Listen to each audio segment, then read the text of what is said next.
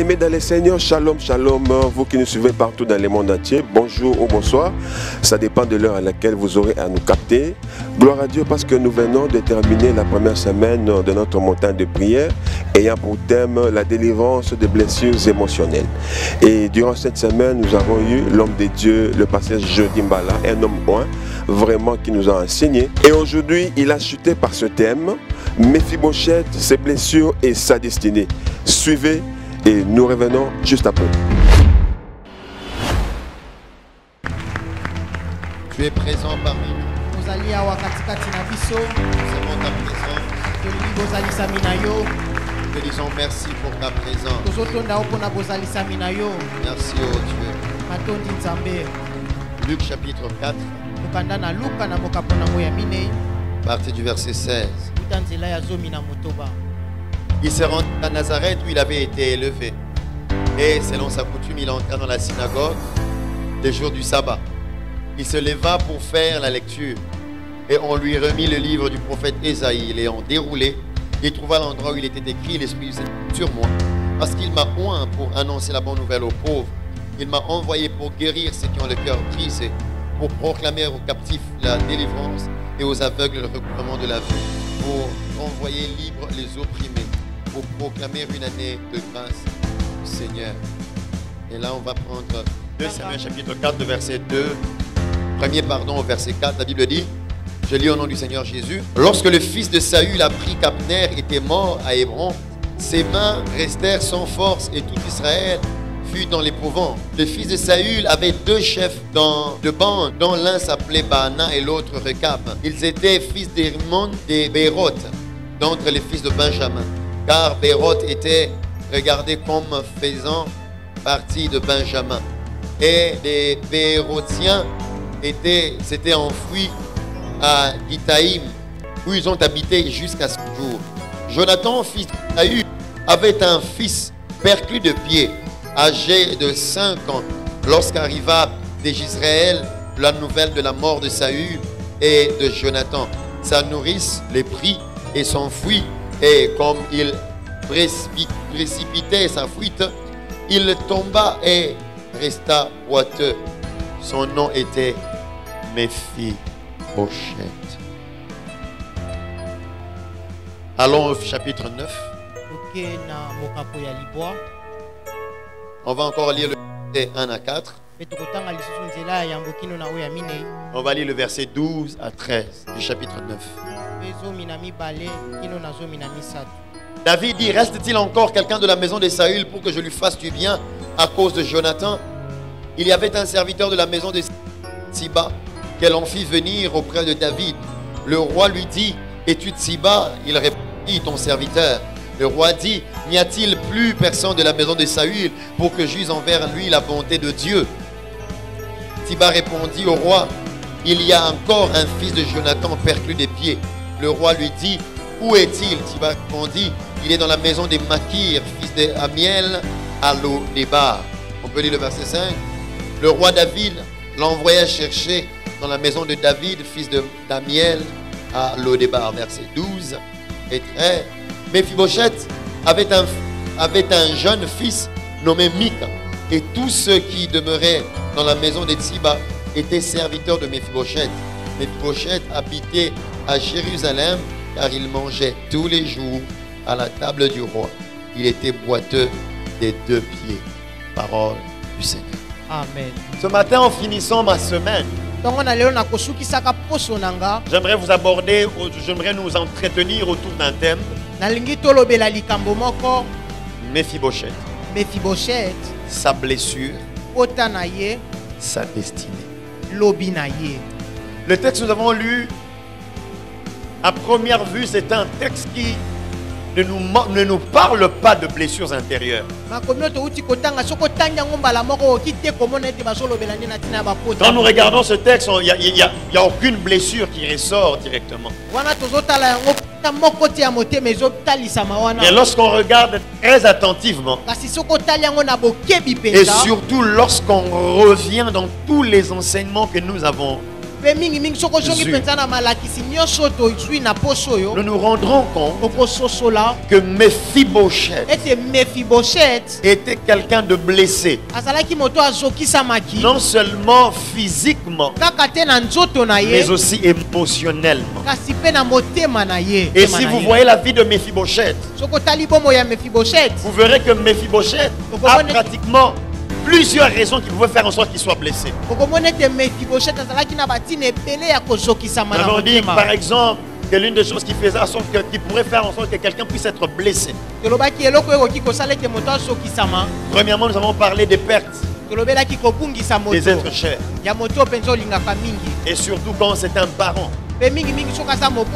Une autre chose dont nous avons parlé, nos insuffisances, nos manques, nos insuffisances physiques, nos insuffisances matérielles.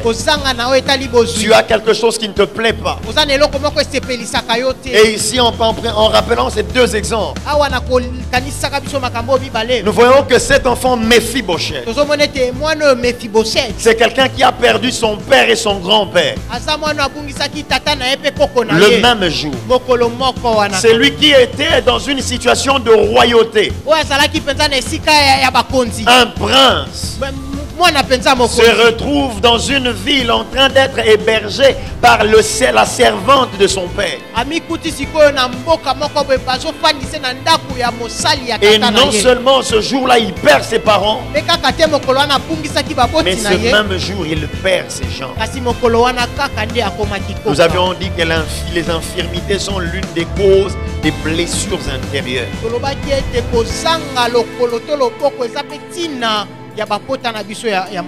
Mephibosheth était blessé. C'était quelqu'un dont on pouvait dire qu'il était bon à rien. Il n'avait plus de valeur. Il perd son grand-père qui est roi. Quand son grand-père qui était roi meurt, il pouvait se dire que non, c'est une occasion pour que je devienne prince, pour que mon père devienne roi. Mais son père en question meurt en même temps. Et comme si ça ne suffisait pas, il tombe et il est blessé. Mais la blessure de Mephibosheth nous révèle quelque chose de très important par rapport aux blessures intérieures. C'est quoi? C'est que Mephibosheth, c'est vrai qu'il était tombé sur ses jambes. C'est une plaie physique.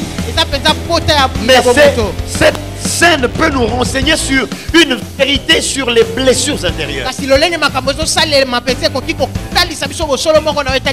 Mephibosheth était blessé lorsque une personne voulait lui faire du bien. Mais malgré le fait qu'on lui fasse du bien, on voulait le faire fuir.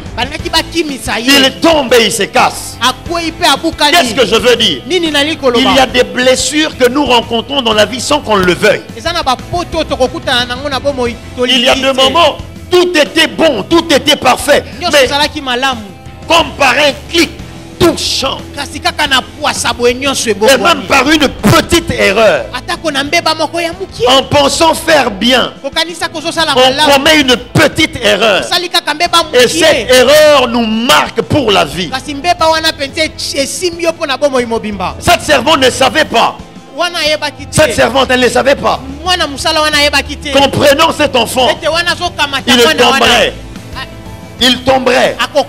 Et elle pensait faire bien. Parce qu'en réalité, elle faisait bien. Mais le problème, c'est qu'une erreur s'est produite.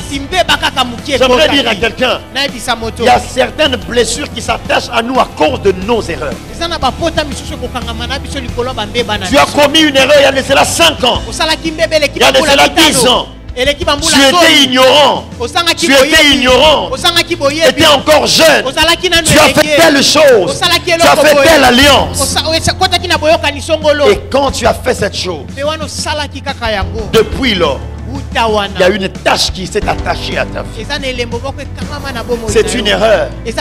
Mais il y a d'autres personnes qui vivent les blessures à cause des erreurs d'autres personnes. personnes.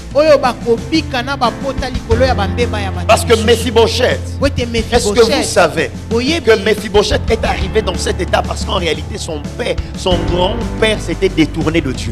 Quelqu'un me dirait, mais qu'est-ce qui se passe? J'aimerais te dire que Mephibosheth, on devait le faire fuir comme un fugitif. Parce qu'en réalité, Saül, son grand-père, avait péché contre le Seigneur. Et le péché de Saül a fait en sorte qu'il puisse mourir. Et la mort de Saül a entraîné la fuite de Mephibosheth. La fuite de Mephibosheth entraîne à ce qu'il perde les jambes.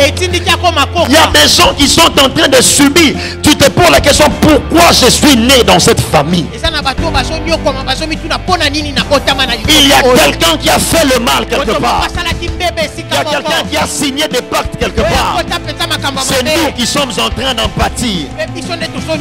Ce soir, ce matin, j'ai une bonne nouvelle pour quelqu'un. La Bible dit ceci: on ne dira plus ces proverbes en Israël. Les parents ont mangé les raisins verts et les dents des enfants en ont été agacées. L'homme qui pêche, c'est celle qui mourra. Je suis venu annoncer une bonne nouvelle à quelqu'un: que tu ne vas pas mourir à cause du péché de quelqu'un d'autre. Non, tu n'as pas entendu. Tu ne vas pas souffrir à cause du péché de quelqu'un d'autre. J'aimerais encore le répéter: tu ne vas pas souffrir à cause du péché de quelqu'un d'autre. Parce que l'homme qui pêche, c'est celle qui mourra. Et j'ai encore une meilleure nouvelle à t'annoncer. Toi qui dis, toi qui es en train de te dire que ce ne sont pas les erreurs d'autres personnes, ce sont mes propres erreurs. J'aimerais te dire que les erreurs ne sont pas une fatalité. Les erreurs peuvent être réparées. Comme je l'ai dit l'autre fois, c'est qu'il est de moments où il faut juste prendre la décision d'avancer.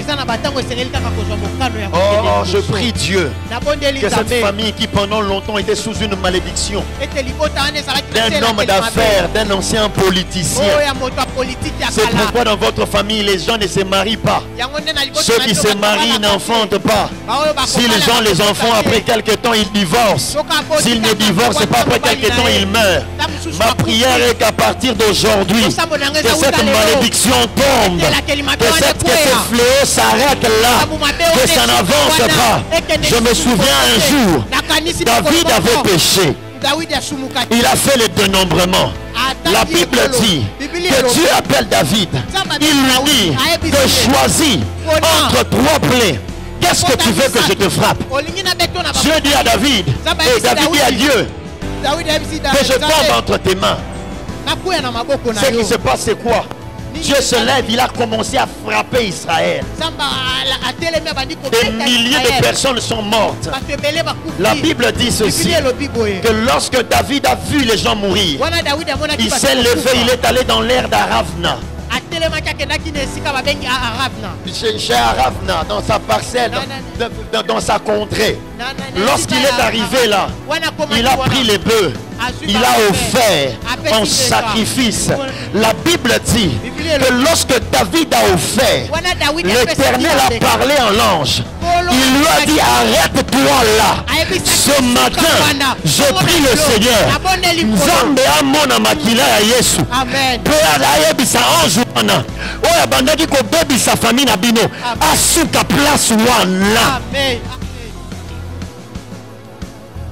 Mephibosheth se retrouve dans une situation dans laquelle il ne devait pas être.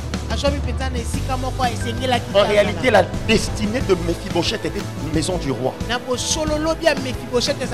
Mephibosheth ne devait pas se retrouver à Lodébar. Mais ce que j'aime, c'est que la destinée de Mephibosheth n'était pas attachée à ces gens. La destinée de Mephibosheth n'était pas attachée à ce qu'il a manqué, à ce qu'il avait perdu. J'aimerais dire à quelqu'un que ta vie ne dépend pas de ce que tu manques. Non, ta vie ne dépend pas de ce que tu as perdu. En fait, les clauses de ta vie sont attachées à des choses un peu plus grandes. La Bible dit quand David a pris son pouvoir et que son royaume commençait à s'affaiblir, faire tout. Il a posé la question. Y a-t-il personne de la maison de Jonathan?